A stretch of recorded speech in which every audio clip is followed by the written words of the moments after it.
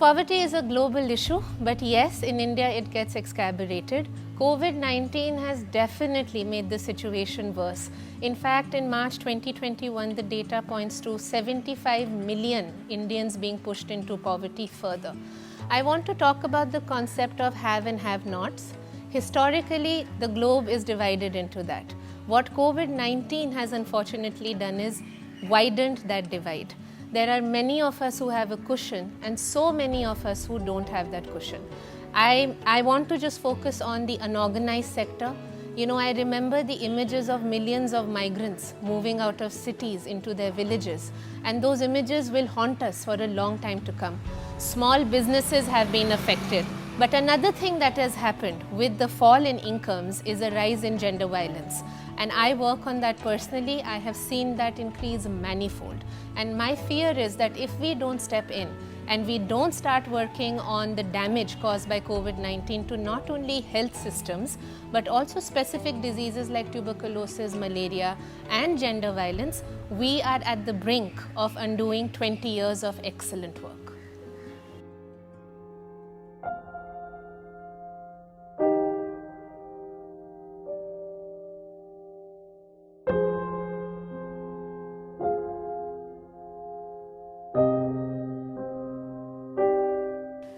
So regardless of whether religious gatherings happened or political rally happened, the second wave was going to come to India. When it started in the globe, it was going to come to India as well. What happened is that I think after the first wave, India did very well to address it, and all kudos to the government. But I think we got complacent. We got into a comfort zone, and I think we should not have done that. What religious gatherings and political rallies have done definitely is add to the misery of the situation. I think our government needed to be more understanding of the emergency of the situation and should not have allowed it. I am going to stop by just pointing to the fact that we are looking at what's happening in Delhi for the last 3 weeks. I don't think any nation or its citizens should be left gasping for breath.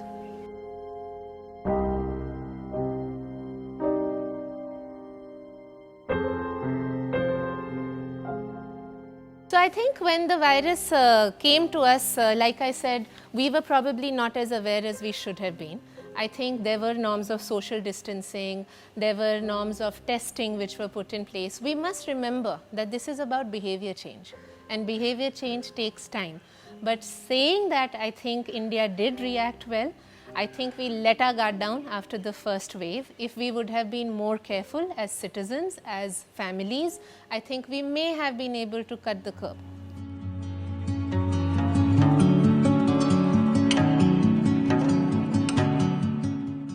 So historically, India has really struggled with diseases like tuberculosis, HIV.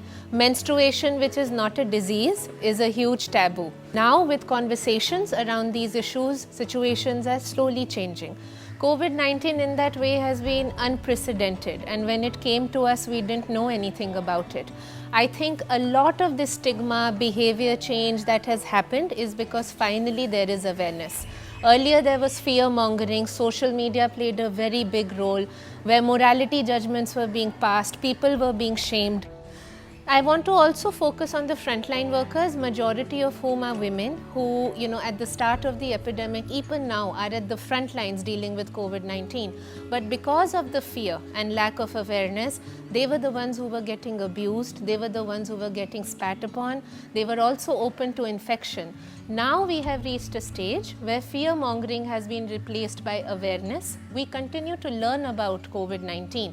But as we do that, with awareness, what has happened is that the fear may be subsiding, the stigma may be subsiding, but we have a lot more to do.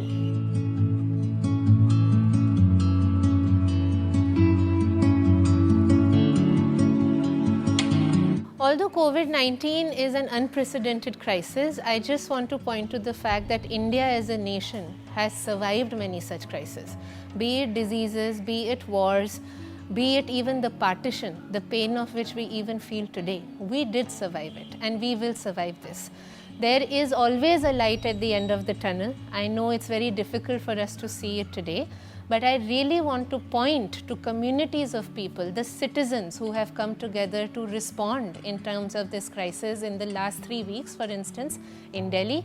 Also, kudos to the private sector, which spearheaded this and has really risen to the occasion, be it testing, be it vaccination, working alongside the government. Most importantly, I think for the future, what we need to do is focus on strategies to address this. I think government needs to buckle up, get ready, because there is a third wave coming. And if we don't get ready for it, it is going to affect other nations, but India is not going to be spared. We need to start thinking about not only physical but mental health of people, and it needs to be addressed as a priority.